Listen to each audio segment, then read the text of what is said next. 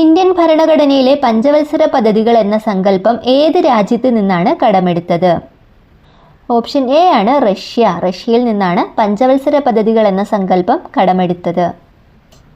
Indian ജനസംഖ്യയുടെ 70% ആളുകളും ഏർപ്പെട്ടിരിക്കുന്ന മേഖല?